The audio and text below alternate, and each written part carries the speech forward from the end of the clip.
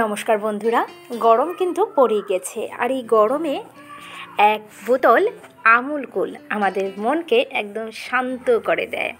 আর এই আমুল কুলটাই যদি বাইরে থেকে না কিনে ঘরেই বানিয়ে নিতে পারো সামান্য উপকরণ দিয়ে, তাহলে ব্যাপারটা কি মজার হয় না? দেখবেন বাচ্চারা কিন্তু আমুল কুল খেতে বেশি পছন্দ করে। তো আমাদের যে বেবি, ও কিন্তু নর্মাল দুধ একদম খেতে চায় না, তো আমুল কুল দিলে কিন্তু খুব খুশি হয়ে খেয়ে নেয়। তো ভাই আমাকে বলল যে ঘরেই আমুল কুল বানিয়ে দে, তাই বেবির জন্যই বানাচ্ছি, তাই আপনাদের সাথে একটু শেয়ার করে নিচ্ছি। তো প্রথমে কড়াইতে দিয়ে দিচ্ছি, আমি এখানে জাল দেওয়া আধা লিটারের মতো দুধ নিয়েছি। এটা আমার জাল দেওয়া, তোমরা যদি নর্মাল নাও নর্মালও নিতে পারো। খুব তাড়াতাড়ি একদম 3 থেকে 4 মিনিটে হয়ে যাবে। 3-4টে এলাচ থেতো করে দিয়েছি। আর দেখো একদম আমি হাত চুবিয়ে রাখছি, এই পরিমাণ গরম হতে হবে দুধটাকে। তখনই 1 বাটির মতো, এখানে হাফ কাপের মতো পাউডার মিল্ক আছে, ওইটা দিয়ে দিলাম। এটা যদি দুধটা বেশি গরম হয় তাহলে কিন্তু গুঁড়ো দুধটা মিশবে না, আর কম গরম হলেও মিশবে না। তাই এমন গরম হতে হবে যাতে তোমার হাত ছোঁয়া গরম। তো এইভাবে হাতা দিয়ে মিশিয়ে নিয়েছি। দুধটা দেখো খুব ইজিভাবে মিশে গেছে। আর এই আমুল কুলটা কিন্তু আমাদেরও ভীষণ ভালো লাগে, মানে বড়রাও ভালোবাসি। এখানে দিয়ে দিচ্ছি 1 চিমটের মতো কেশর। কেশরটা দিলে ফ্লেভারটা ভালো আসে, আর কালারটাও। স্বাদ মতো দিয়ে দিচ্ছি চিনি 4 চামচের মতো। মিষ্টিটা যে যেমন পছন্দ করো, যেহেতু গুঁড়ো দুধ দিয়েছে তাই মিষ্টিটা একটু কম করে দিলাম। এবার সব কিছুকে ফুটিয়ে নেব 4 থেকে 5 মিনিট। আর একটু যখন জাল হবে তখন দেখবে কেশর থেকে খুব সুন্দর রং ছাড়া শুরু হয়ে গেছে। আর আমুল কুলে কিন্তু কেশর ব্যবহার করে। তো এদিকে এটা জাল হোক, অন্যদিকে আমরা একটা পাত্র নিয়েছি, তাতে 1/4 কাপের মতো ঠান্ডা জল নিয়েছি।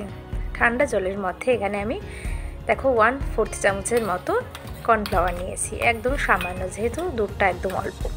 এবার ভালোভাবে জলের সাথে মিশিয়ে নিয়েছি। বেশি কর্নফ্লাওয়ার দিতে যাবে না, তাহলে কিন্তু একদম ঘন পুডিংয়ের মতো হয়ে যাবে। ভালোভাবে মিশিয়ে নিয়েছি। আর এদিকে দেখো জাল হচ্ছে আমাদের দুধটা।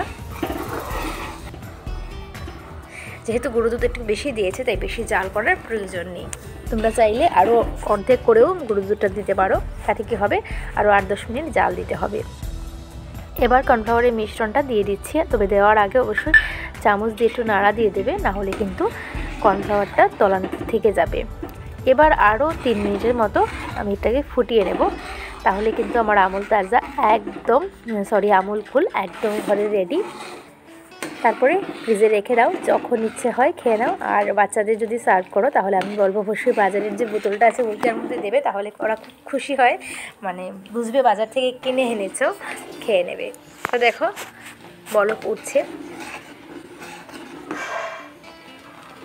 এই পর্যায়ে আমি কিন্তু গ্যাসটা বন্ধ করে দেবো, আর জাল করবো না, তাহলে এটা ক্ষীর হয়ে যাবে, রাবড়ি হয়ে যাবে। আমি এটাকে আর জাল করবো না, যেহেতু এটা আমুল কুল হবে। তো দেখো এবার ঠান্ডা করতে হবে। এবার নাড়া দিয়ে এটাকে রেখে চলে যেতে পারবে না, চলে গেলে কি হবে, ওপরে কিন্তু সর বসে যাবে। তো আমাদের সর কিন্তু প্রয়োজন নেই, তাই নাড়া দিয়ে এটাকে ভালোভাবে ঠান্ডা করে নিয়েছে। দেখো ঠান্ডা করার পর কালারটা কিন্তু আরও দুর্দান্ত এসছে। এবার কি করতে হবে, একটু ছেঁকে নেবে।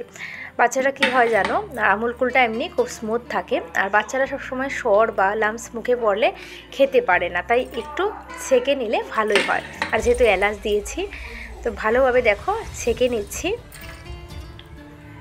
আর দেখো ওপরে কিন্তু একটুকু সর পড়েনি, কারণ আমি একদম ঠান্ডা করে নিয়েছি, ভালোভাবে মিশিয়ে, মানে ছেড়ে যায়নি দুধটা। দেখো ওপরে এইগুলো ছিল এইভাবে।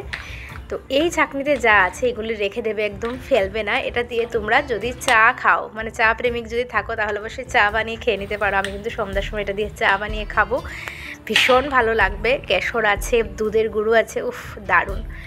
আর চাইলে কয়েকটা কেশর এইভাবে দিয়ে দিতে পারো, দেখতেও ভালো লাগবে। এবার আর কিছুই না, গ্লাসে ঢেলে নিচ্ছি, আর ফ্রিজে রেখে অবশ্যই এটাকে সার্ভ করবে যেভাবে কুল আমুল কুল থাকে, মানে একদম কুল, এইভাবেই সার্ভ করবে। তো আমি গ্লাসে নিয়ে নিয়েছি দেখো। আর যেহেতু এটা আমাদের সোনা মায়ের জন্য, তাই আমি তো ওই গ্লাসে একদমই খাবে না, ও ভাববে যে গরুর দুধ, তো তার জন্য আমি এটা ওর যে গ্লাস, মানে বোতল আমুল কুলের, ওইটার মধ্যেই সার্ভ করে নিয়েছে দেখো। আর একদম কেউ বুঝতে পারবে না এটা বাজারের তৈরি। ভিডিওটা ভালো লাগলে আমার ভিডিওটা শেয়ার করার অনুরোধ রইল বন্ধুদের মধ্যে। সবাই ভালো থাকবেন, নতুন ভিডিওর সাথে দেখা হবে খুব তাড়াতাড়ি। তবে এটাকে সার্ভ করার আগে আমি আবারও বলে রাখছি, অবশ্যই 2 ঘন্টার মতো ফ্রিজে রেখে তারপরে এটা খাবেন। তো সবাই ভালো থাকবেন, সুস্থ থাকবেন, টাটা।